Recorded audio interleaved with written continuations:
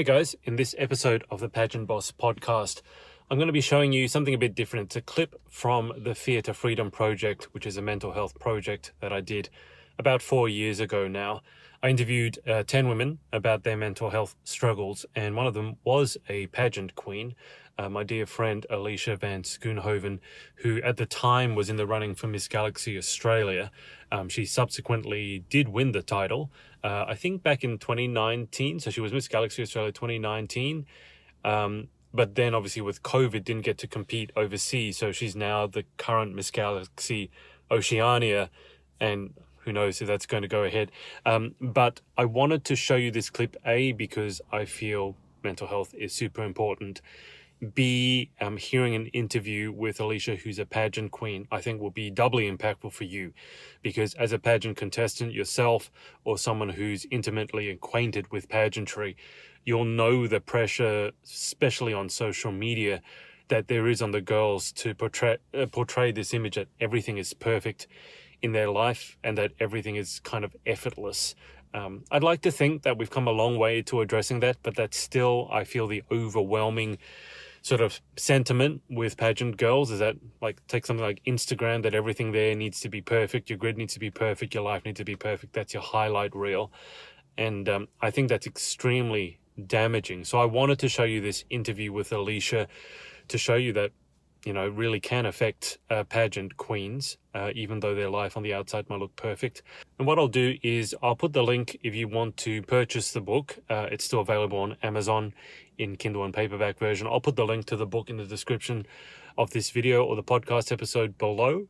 And also I put up a post the other day saying that wouldn't it be nice if pageants had mental health sponsors in much the same way they have teeth whitening sponsors and tanning sponsors.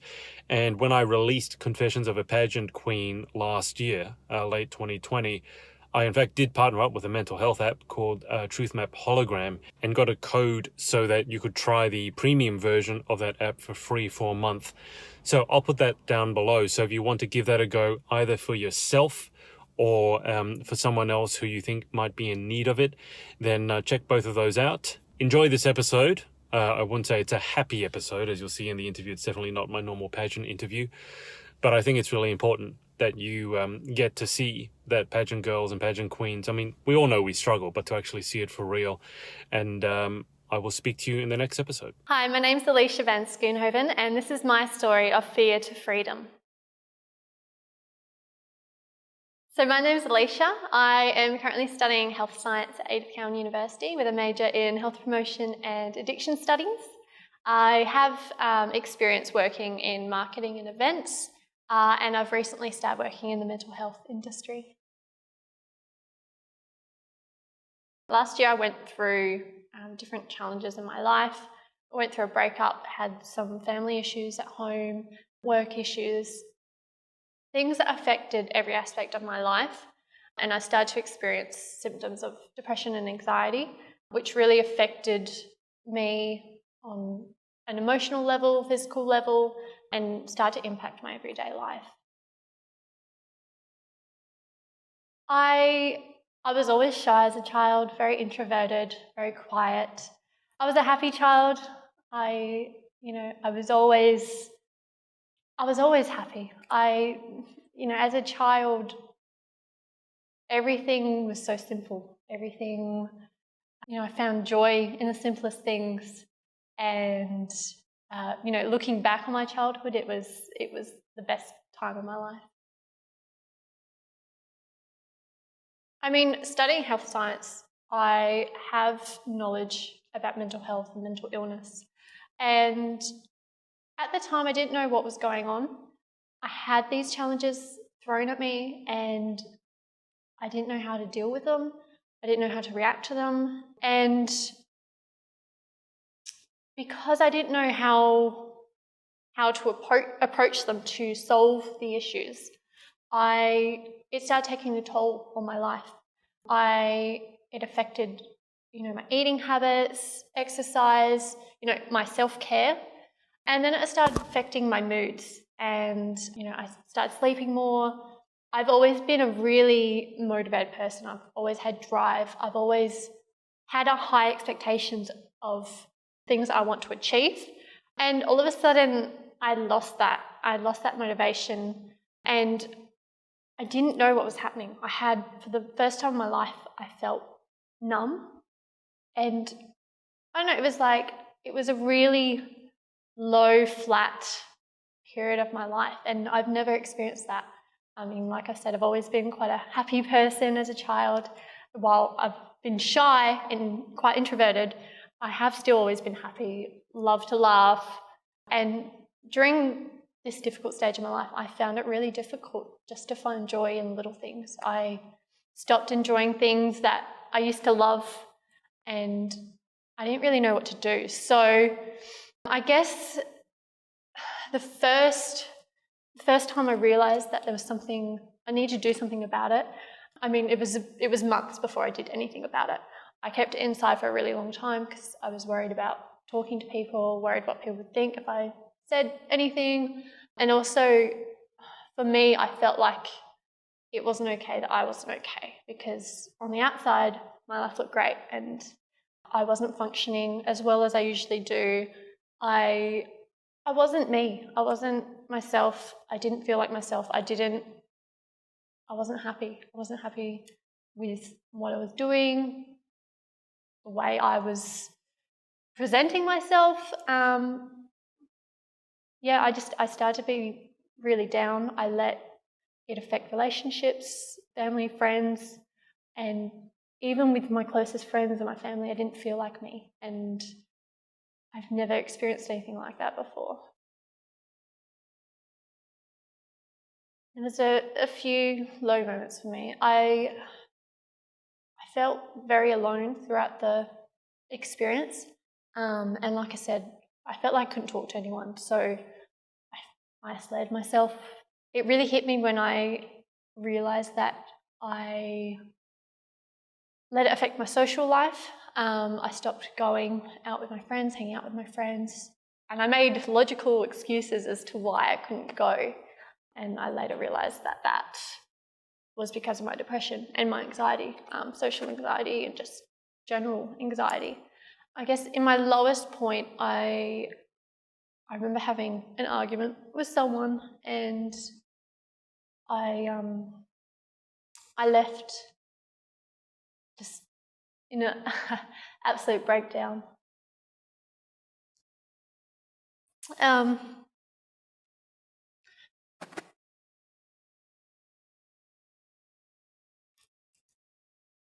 drove my car crying and just trying to get myself out of that situation.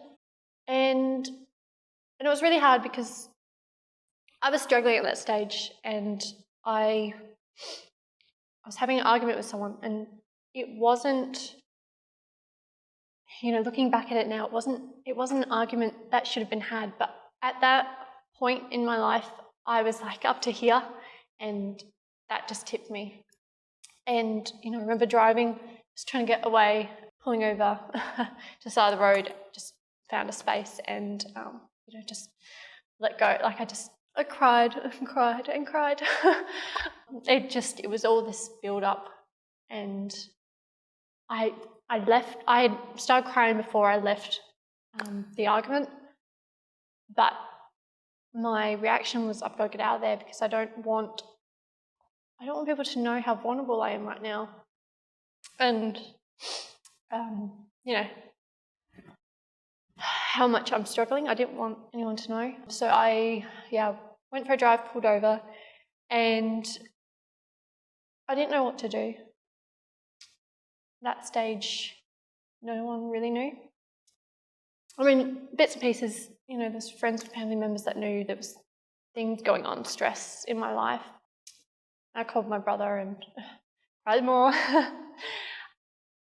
And, it was for like good 2 hours, 2 or 3 hours, that I was just an absolute mess. And then I had to, calm myself down and get myself back into a calm state of mind, and sort of go back and try to deal with that situation that was going on at the time.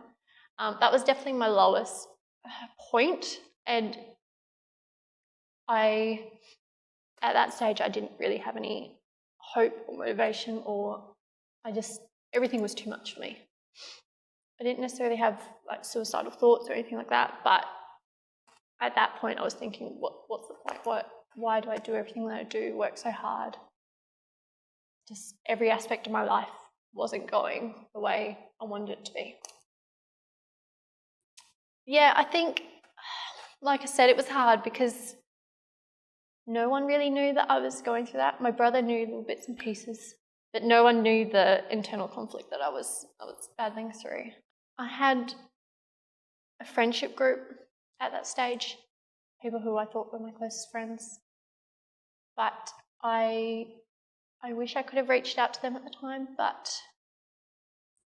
they knew that there was things going on in my life, but they didn't really understand what I was going through, and I probably didn't communicate that properly, but at the same time I felt like I couldn't reach out to them, so I kind of wish I felt like I couldn't reach out to anyone. That was the problem. It wasn't just my friends, it wasn't my family. You know, the only reason I reached out to my brother was because he knew little bits and pieces, and it was kind of the puzzle being put together. He was the only one at the time that would understand. At that stage though, I didn't know, like, I was an absolute mess, and I was confused. I didn't know what to do and what would help me at that stage, and if I wanted to be helped. For me, it was a gradual progression into depression and anxiety.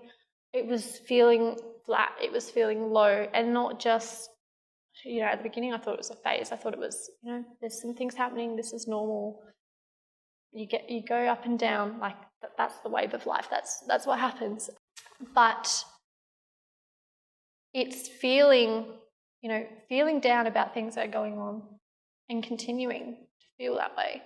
And then feeling that way for so long that you don't know how to be happy anymore. You don't know what you need or what to do, especially when you've been happy in the past and you know what pure happiness is, you know what the things that bring you joy are. But then one day, the things that always brought you joy all of a sudden don't bring you joy. Everything was too much. Everything was overwhelming. My anxiety was taking control, making me think that I couldn't do things, I couldn't achieve things, I couldn't talk to people, I couldn't expose myself into new opportunities where I was meeting new people because that was too much. I mean, I've been involved in pageantry before, I've been modelling on stage, I've been involved in lots of public speaking, and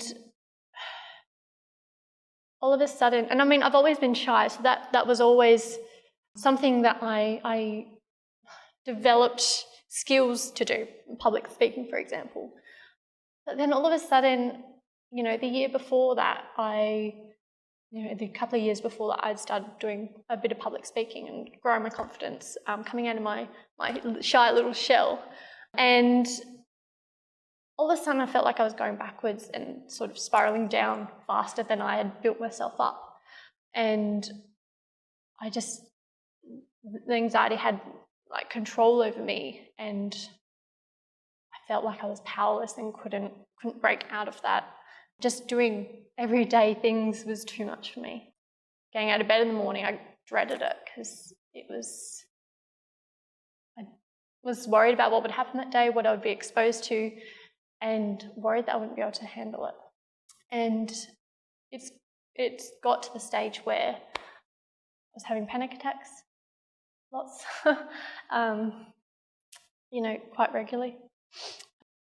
There was times where I'd lock myself in the bathroom.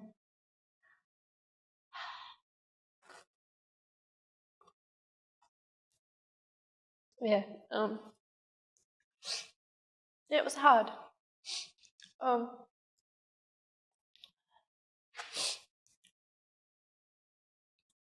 think the hardest part was first trying to work out what was going on, something that was completely new to me, something that I had never felt like that before.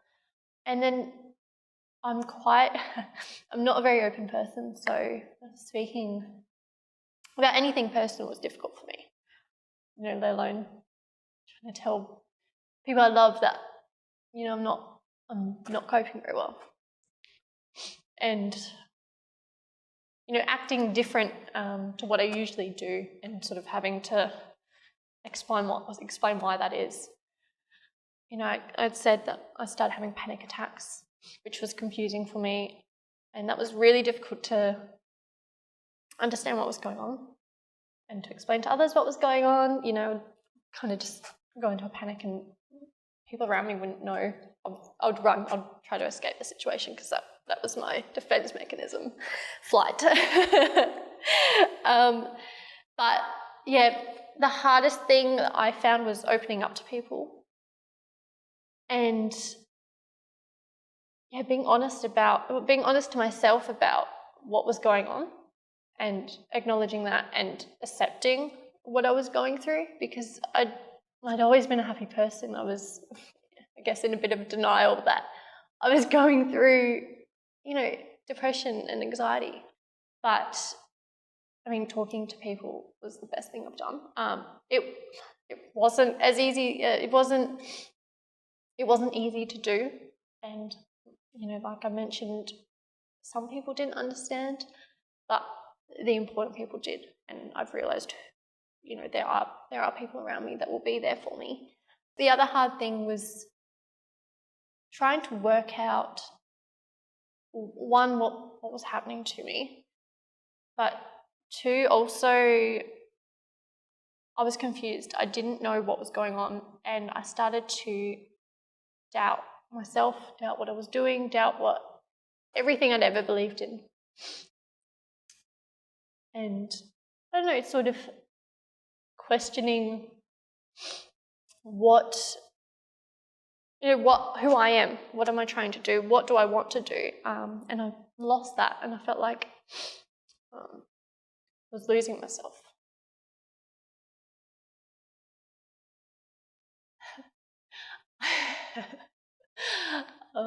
I thought that if I kept myself busy, I would be okay, that I would distract myself, I would be happy. When I was really in one of my lowest points, I didn't want to be around anyone.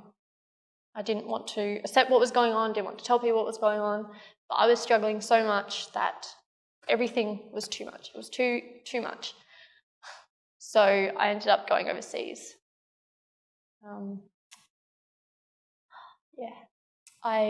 That was probably the first thing I did. That caused a bit of conflict in itself. I just wanted to get away, so I booked a trip overseas for my 21st birthday, which upset some of my family, and probably confused some of my friends as to why I didn't want to be celebrating my 21st with them, but it's too much. So that was the first thing I did, because I love travelling, and I thought, well, yeah, a holiday, that'll help, that'll make everything better. And in the long term, it helped a lot, but I had a bit of a panic attack at the airport before I left. A little bit of a tear-up breakdown. I was going on holidays and I was crying about it. And I had, on that trip, I had my moments where I had my breakdowns in private. I was with other people, but I went by myself, but I was travelling with a group of people that I didn't know, and I had my breakdowns, and that was really difficult, but it was a way of me getting over it. I did something that, well, I love travelling at that stage. The thought of flying, meeting new people, that made me anxious, but it was better than dealing with my situations at home. And so at the time, I was really anxious, and it was difficult to go day by day. I had good experiences, but I came back and I felt guilty. One, for going on a holiday on my 21st birthday and not spending it with friends and family. And two, I didn't know, I had spent a whole lot of money on this trip and I didn't know if it was worth it, because I felt really anxious about it. I felt down on my birthday. That was the first step for me. And then after that, I came back, realised that things still weren't okay, that it wasn't as simple as running away, coming back. Problems were still there. I just took a little longer to deal with them. They were waiting for me when I got back. So that's when I realised that I need to do something. I need to tell someone else. I confided in a friend, and she suggested I go and speak to someone professional in the industry, just to talk things through and try to work it out. So I booked an appointment with a counsellor. Over the phone, I found out it was a 3-week wait. I couldn't wait 3 weeks. That was really hard. It took me weeks to build up the courage to make the phone call, because at that time, talking on the phone made me anxious, and made the phone call, found out it was 3 weeks. Was upset about that. So I made another phone call to Headspace and made an appointment with them as well. So they were about a 3.5-week wait, I think, a little bit longer than the first. But I made both just in case. Had a bit of a gut feeling that was the right thing to do, which is lucky, because the first counsellor that I went to, for the whole hour, I had a breakdown. I was crying. He was very direct with his approach, and that just didn't quite click with me. And I found that was the first time me opening up. I hadn't opened up to my parents. I'd opened up to my brother and a friend, and that was it. So that was really difficult, and I came out of that an absolute mess. That didn't help me at all. And if I hadn't booked an appointment with Headspace, I probably wouldn't have gone out to seek help anymore, because that almost made it worse for me. But then I went to Headspace and I started getting counselling there, and that, honestly, the best thing I've ever done. I had a few counselling sessions with Headspace, and I was upset. I was vulnerable. It was the first time I don't open up easily, so telling someone all my problems, everything that was going on in my life, was absolutely daunting. It wasn't like an instant fix, and I still battle with it sometimes. It's not a quick recovery. It's not. There's a lot to it. I think when I started to talk to Headspace, went for a few sessions, that gave me the confidence that I let go of that guilt that I was feeling, because I felt really guilty that I felt that way. I've been quite successful in lots of things I've done in the past, and I felt that I wasn't, by feeling the way I was feeling, that I wasn't living up to that expectation, and I was going, taking a step forward, 2 steps back, and I wasn't going anywhere, I was going backwards. And I felt guilty about that, and I felt like people wouldn't understand. They've seen how successful I've been and things that I've achieved, and I felt like I was feeling guilty about not living up to my expectations, and I thought other people had expectations of me, and I didn't have the confidence to speak to people because I didn't think they would understand, because from the outside, I guess things looked pretty good for me. So talking to someone at Headspace, that then gave me the confidence that, it's okay that I'm not okay, and what I'm going through is normal, and it's just a matter of working out how to work through it, and it can be done. It's something you can overcome. So that gave me the confidence then to speak out to more family and friends, and then eventually more publicly about my mental health. So that's when I realised that I was sort of on the mend, at a turning point, I suppose, because when I started talking to people, while, like I said, not everyone understood, the important people did. And I can't even explain how helpful it is to speak about how you're feeling and to be honest with yourself and with other people of how you're feeling, and to accept those emotions, because that, for me, that was the first step in my recovery. I think I've learned a lot about myself, and I've learned a lot about the way I communicate with people, ways I deal with different situations, with conflicts, and how to look at it differently and approach it in a different way, I guess in a more positive way, just in a different way to get a solution or to get a more positive outcome. But also it's led me to what I'm doing now. I'm so grateful for it, because because of what I've been through, I have the drive. I've always wanted to help people, but I have the drive to help other people who've been through the same thing or a similar situation, who have felt as low, isolated and hopeless as I did. And so now, earlier this year, I started doing through my degree, I did a practicum experience where I was working at a mental health carers organisation, and I loved it. I was working within the health promotion team and educating others about mental health, advocating for mental health, and they actually offered me a casual position. So I now go out to schools and educate youth about mental illness and mental health and how to keep mentally healthy. And I'm so grateful for what I went through, because without my experience, I wouldn't have the passion and drive that I have to work in the mental health field and to help other people who experience depression and anxiety. I think I've learned to appreciate little things. I've learnt how important self-care is and nurturing relationships that you have. Going through this experience, I've tried and errored different things of what will help me and finding out what doesn't help me. And through that, I've started doing meditation and Tai Chi, learning how to be mindful.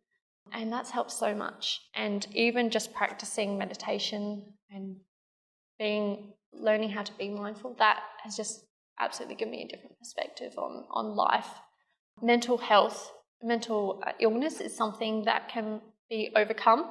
We all go through difficulties, and sometimes they're harder to deal with, and sometimes those situations get the better of us. But it is possible to overcome these issues, and it is possible there is life after depression and anxiety. It can feel like it's never ending. It can feel like the most isolating place and that there's no exit, but there is. And, I've learned that I can overcome things. I'm strong enough to overcome difficult situations. I know how to approach different challenges. And I think I've learned how to communicate better with others and to, like I mentioned, nurture friendships. I think through my struggle, I not abandoned, but I didn't nurture my friendships and my relationships as much as I should have. I let that go, and for better or for worse, I lost friends through this experience, which was so difficult at the time. But I've learned to appreciate the people that I do have in my life and to really nurture those strong relationships, because at the end of the day, they're your supports. They're what get you through the difficult days. They're what get you through the tough situations. Whether it's someone you talk to about things or someone that's there just to give you a hug or encouragement. It's just, you need those strong relationships in your life. The advice I would give someone is to never give up. There is always a light at the end of the tunnel. And we all go through difficult situations. It's a normal part of life, and we just have to accept that. But if you are struggling, if you are going through a difficult time, you shouldn't feel guilty about that. Like I said, it's completely normal, and there's so many people in the exact same position who think that there's no way out. But I guarantee you there is. And there's no challenge too big that can't be overcome. You just have to keep working on it every single day. Look after yourself, which can be hard when you've got absolutely no motivation. But don't give up, because you can overcome this battle and you have the potential to be happy again. There's lots of things that drive me, but with this experience, I've found a passion in mental health promotion and helping other people who have gone through similar experiences to me. And that's a big driver for my career. Like I said, because of my experience, I did a practical work experience in a mental health carers organisation, and that led to a job in educating youth about mental health. That's a really big driver for me, and to keep my own mental health, good. To make sure I'm mentally healthy, because that's what I'm advocating for. That's what I want to share with other people, and that there is the opportunity to live a happy and positive life after the battle. I'm inspired by all the people I've met that have opened up to me about their mental health issues. I mean, quite recently I've started being public about my mental health issues, and I've opened up to people around me about what I've personally experienced, and I found that by opening up, others have opened up to me.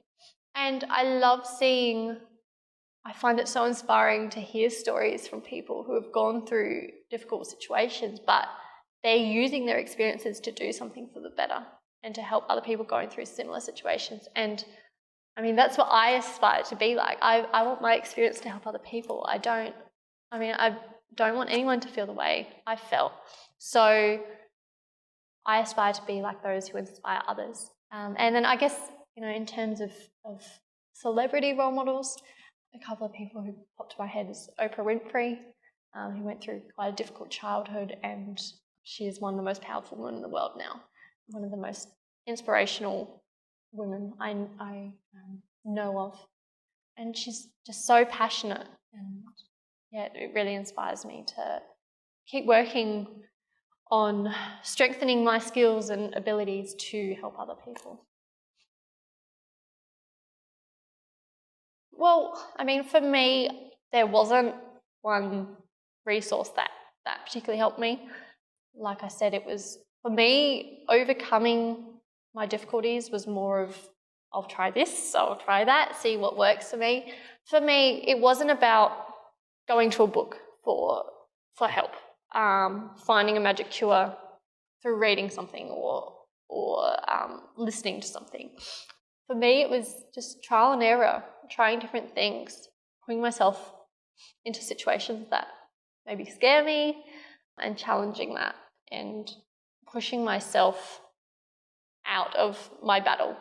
In saying that though, I think the book The Secret is quite a powerful book. I say that because it's all about the law of attraction, and I'm a strong believer in that. If you have positive thoughts, you think positive things, positive will follow you. I mean, through my most difficult times, obviously I was thinking in quite a negative way, and things weren't getting better until I changed my mindset. And I think that's really powerful in recovery, in helping yourself to be able to deal with situations differently, and like I said, change your approach to situations so you get more positive outcomes. So that was definitely a resource that helped me. I think it's something I always knew, but it just reaffirmed that and helped me to sort of change my mindset during that dark time. There's lots of things that I want to achieve in the next 5 to 10 years. That includes travelling overseas, working overseas, as well as volunteering. And I would love to develop my career further into mental health, helping others through their experiences. I've already done some public speaking, but I'd love to do more public speaking to help others through mental health issues. I really want to be helping people. That's all that I've ever wanted to do, is help people make a difference. So I will be in a career where I'm actively doing that, and no matter where my career leads me, I always want to be advocating for mental health, educating about mental health, because that's something that I've experienced and something that I'm really passionate about. I've developed my own project, Happiness Connect, and basically at the moment it's just a way to share resources, a way to share stories about mental illness and mental health, and to inspire people to make a change or help them get through difficult times. So in the future, I hope that grows into a not-for-profit organisation where I can run different mental health programs and inspire others through public speaking, different support programs to help people through that dark period of their life. It's amazing. Oh, it's amazing. It's amazing. It's amazing. It's amazing. It's amazing. Oh, it's amazing. Oh, it's amazing. It's amazing. It's amazing. Watch what happens now.